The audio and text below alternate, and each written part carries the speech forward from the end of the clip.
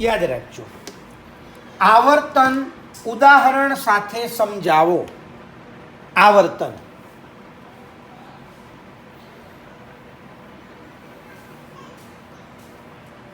તો પહેલામાં પહેલી વસ્તુ, આવર્તન એટલે શું?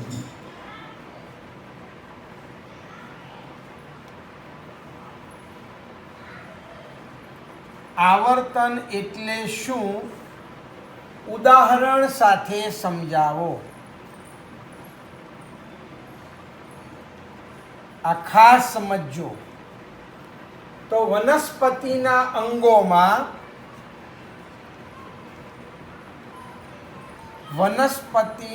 અંગોમાં જે હલનચલન થાય, હલનચલન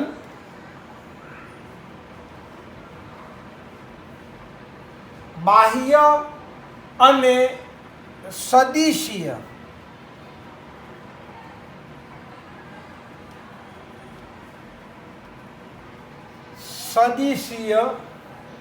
ઉત્તેજનાને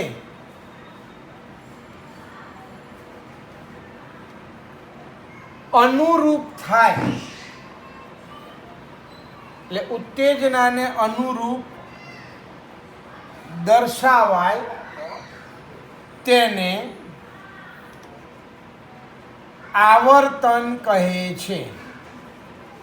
અહીં આગળ આપણી જે ઉત્તેજના છે એના દ્વારા કહેવાનો મતલબ જે પ્રક્રિયા થાય એને પ્રતિચાર અથવા પ્રતિભાવ કહે છે. ઉત્તેજના દ્વારા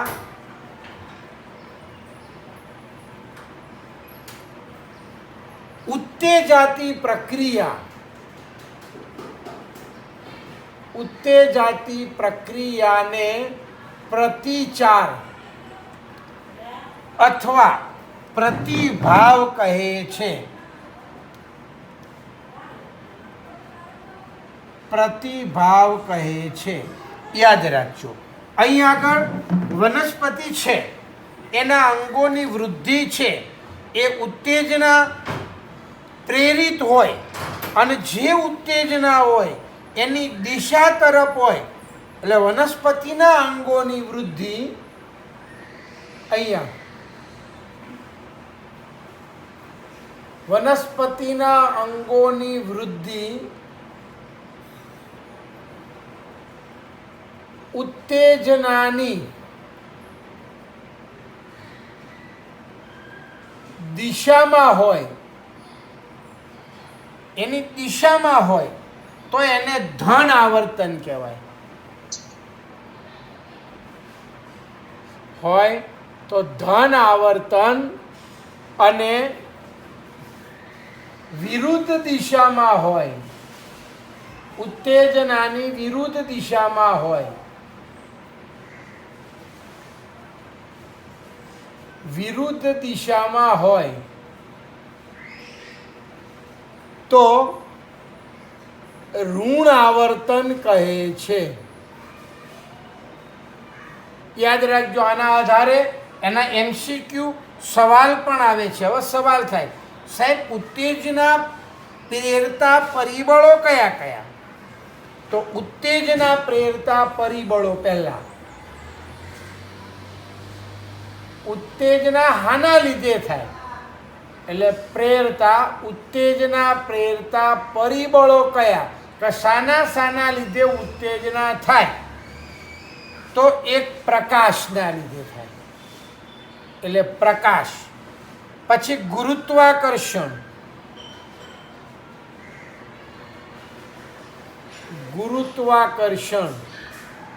પછી પાણીના લીધે થાય, પછી રસાયણના લીધે થાય, રસાયણ, અને પછી સ્પર્શના લીધે થાય. અને સ્પર્શ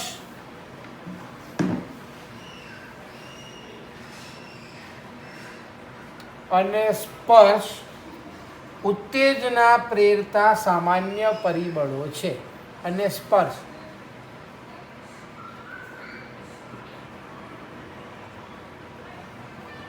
સામાન્ય પરિબળો છે. યાદ રાખજો. પ્રકાશ, ગુરુત્વાકર્ષણ, પાણી, રસાયણ અને સ્પર્શ. હવે આપણે આ આવર્તનોના આ ઉત્તેજનાના આધારે આપણે એના પ્રકાર જોવાના છે. તો ઉત્તેજનાના આધારે પ્રકાર જોઈએ તો પહેલું પ્રકાશાનું વર્તન એટલે પ્રકાશાવર્તન. એમ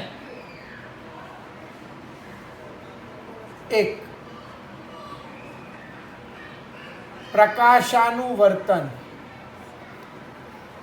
અહીંયા એને ફોટોટ્રોપિઝમ કહેવાય. ફોટો એટલે પ્રકાશ,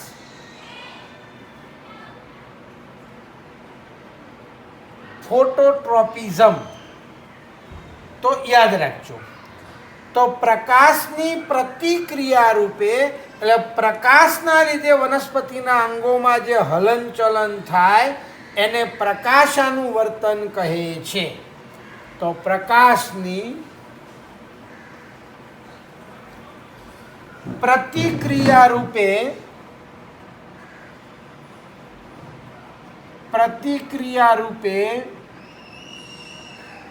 વનસ્પતિમાં એટલે વનસ્પતિના અંગોમાં થતા હલનચલનને પ્રકાશાનું વર્તન કહે છે. એટલે પ્રકાશ વર્તન,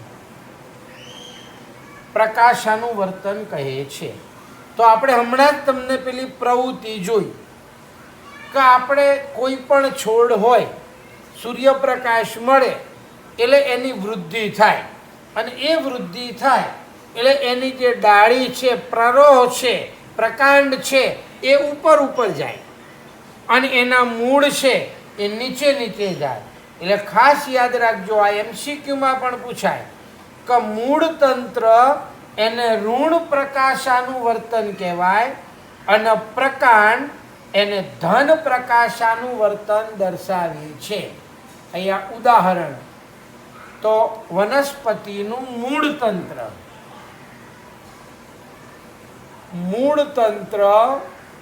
ઋણ પ્રકાશાનું વર્તન દર્શાવે છે અને પ્રકાંડ ધન પ્રકાશાનું વર્તન દર્શાવે છે. યાદ રાખજો, આપણે એટલું જ સમજવાનું છે કે પ્રકાશ જ્યાંથી આવતો હોય એ દિશામાં જો વૃદ્ધિ થાય તો એને ધન કહેવાય, અને એની વિરુદ્ધ દિશામાં થાય તો એને ઋણ કહેવાય. બરોબર? આ પ્રકાશાનું વર્તન હતું. હવે ભૂ આવર્તન બીજું.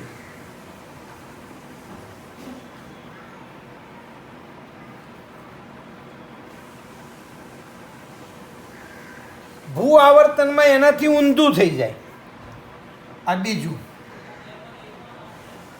ભૂ આવર્તન. આ ભૂ આવર્તન છે એટલે એને જીઓટ્રોપિઝમ કહેવાય. ભૂ એટલે જમીન, જીઓટ્રોપિઝમ એટલે જમીન એટલે ગુરુત્વાકર્ષણ, અને ગુરુત્વાકર્ષણ બળ નીચેની તરફ લાગે એટલે ગુરુત્વાકર્ષણની પ્રતિક્રિયા રૂપે અહીંયા ગુરુત્વાકર્ષણની પ્રતિક્રિયા રૂપે વનસ્પતિના અંગોમાં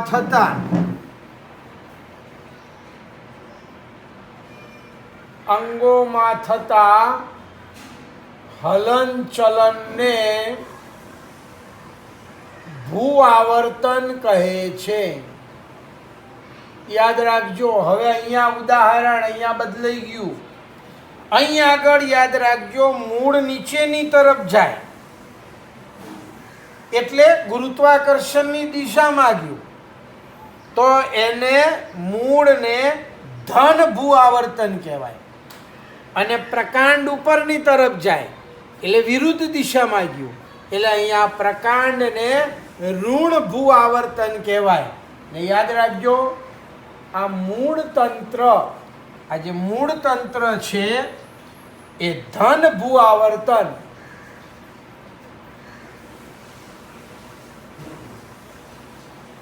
અને પ્રકાંડ એ ઋણ ભૂ આવર્તન, પ્રકાંડ એ ઋણ ભૂ આવર્તન દર્શાવે છે. આ ખાલી જગ્યામાં પણ પૂછાય, ખરા ખોટામાં પણ પૂછાય કે મૂળ તંત્ર એ ઋણ ભૂ આવર્તન દર્શાવે છે, તો ખોટું. બરોબર? કારણ મૂળ તંત્ર એ ધન ભૂ આવર્તન દર્શાવે અને પ્રકાંડ એ ઋણ ભૂ આવર્તન દર્શાવે. હવે ત્રીજું, જલાનું વર્તન.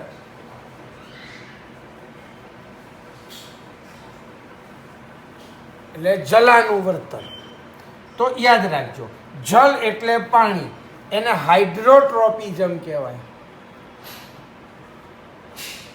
હાઇડ્રોટ્રોપિઝમ. તો અહીંયા પાણીની પ્રતિક્રિયા રૂપે, બસ બધામાં વ્યાખ્યા સેમ જ આવે.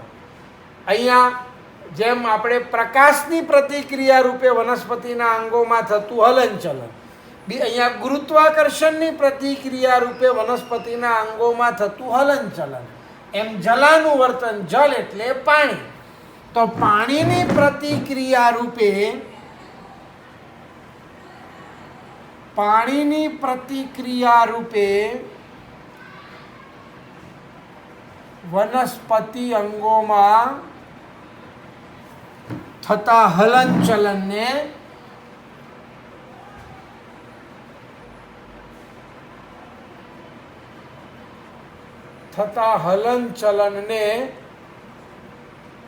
જલાનું વર્તન કહે છે. હવે અહીં પણ સમજજો એનું ઉદાહરણ. અહીંયા પણ તમે જોજો કે પાણી ક્યાં હોય તો જમીનમાં હોય. જમીનમાં એટલે નીચે, એટલે નીચેની તરફ જેની વૃદ્ધિ થાય, નીચેની તરફ જેનું હલનચલન થાય એ ધન કહેવાય. ઉપરની તરફ જેનું હલનચલન થાય એ ઋણ કહેવાય.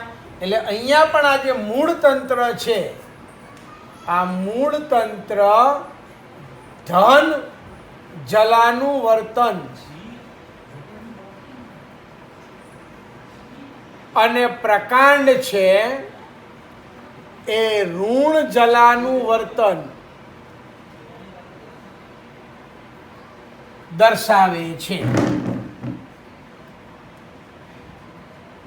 યાદ રાખજો. તો આ જલાનું વર્તન હતું. હવે રસાયણનું વર્તન,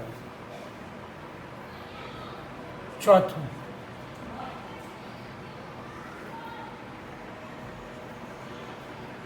વર્તન, બરોબર?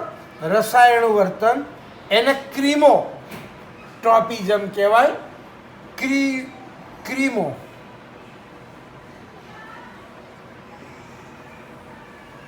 આ ટોપિઝમ એટલે આવર્તન, રસાયણના લીધે થતું આવર્તન, એટલે એને ક્રીમોટોપિઝમ. બરોબર? તો ચોક્કસ રસાયણની પ્રતિક્રિયા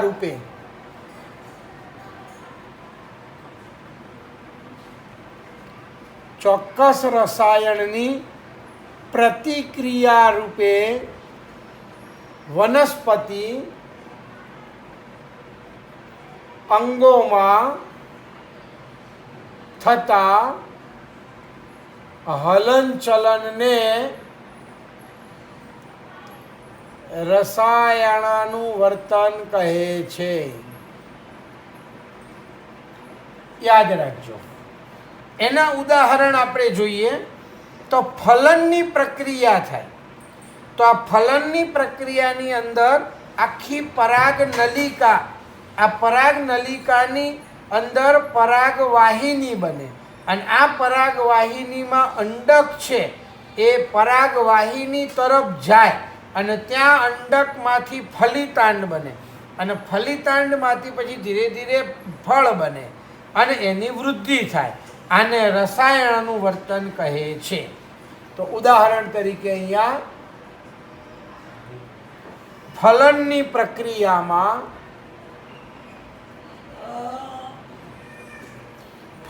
પ્રક્રિયામાં પરાગનલિકાની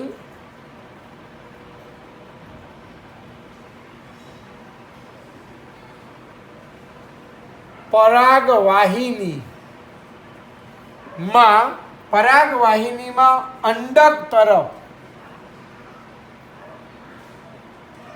અંડક તરફ થતી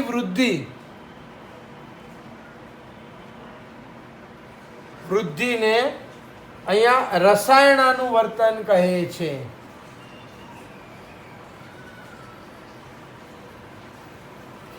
નુવર્તન કહે છે. બરાબર. અંડક નીચે હોય એટલે નીચે તરફ વૃદ્ધિ થાય એટલે એને રસાયણાનુવર્તન કહે છે. અને પાંચમું છેલ્લું આપણે સ્પર્શાનુવર્તન.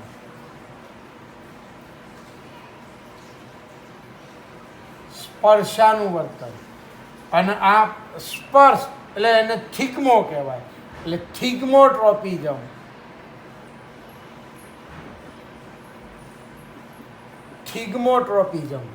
તો અહીંયા કોઈ પણ આધાર હોય એને એના સ્પર્શની પ્રતિક્રિયા રૂપે વનસ્પતિના અંગોમાં જે હલનચલન થાય, અહીંયા આધારના સ્પર્શની પ્રતિક્રિયા રૂપે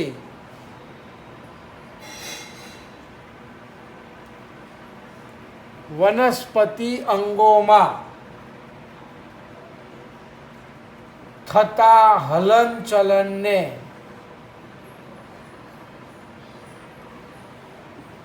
સ્પર્શાનુવર્તન કહે છે. યાદ રાખજો. અને આ સ્પર્શાનુવર્તનનું આપણે ઉદાહરણ તો આપણે વનસ્પતિના જે સૂત્રાંગો છે, એના સૂત્રાંગો એટલે આપણે વટાણાનું જોયું, અથવા વટાણું હોય, ગિલોડી હોય, આ બધાના જે વેલા છે એ વેલાના જે નાના નાના અંદરથી જે સૂત્રાંગો નીકળે, આ સૂત્રાંગો છે એ આધારની આજુબાજુ વર્તુળાકાર કુંતલાકારે એને વીંટળાઈ જાય. બરોબર. એટલે એને ધન સ્પર્શાનુવર્તન કહેવાય આ સૂત્રાંગોને. ઉદાહરણ રૂપે વનસ્પતિ એટલે વેલા સ્વરૂપની. તો આ વેલા સ્વરૂપની વનસ્પતિ ના સૂત્રાંગો જે છે એ આધારની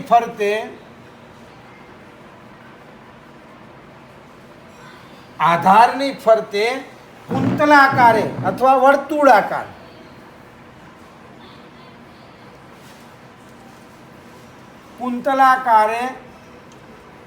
વીંટળાઈ જાય.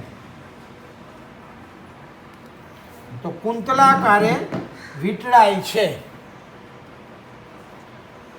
તો આને ધન સ્પર્શાનુવર્તન કહે છે.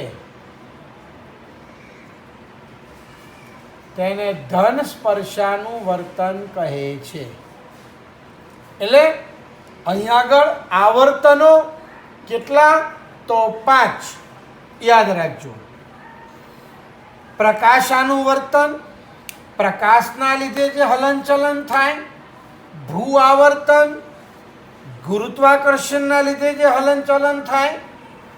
જલાનુવર્તન એટલે પાણીની પ્રતિક્રિયા રૂપે જે હલનચલન થાય. રસાયણાનુવર્તન એટલે ચોક્કસ પ્રકારના રસાયણોની પ્રતિક્રિયા રૂપે જે હલનચલન થાય. અને સ્પર્શાનુવર્તન તો સ્પર્શના લીધે જે હલનચલન થાય. બરોબર. એને આવર્તનો કહેવાય. તો આવર્તનોના આપણા આ 5 પ્રકાર હતા. યાદ રાખજો. હવે આપણે જોવાનું છે વનસ્પતિના અંતઃસ્ત્રાવો. તો વનસ્પતિના જે અંતઃસ્ત્રાવો છે એ આપણે જોઈએ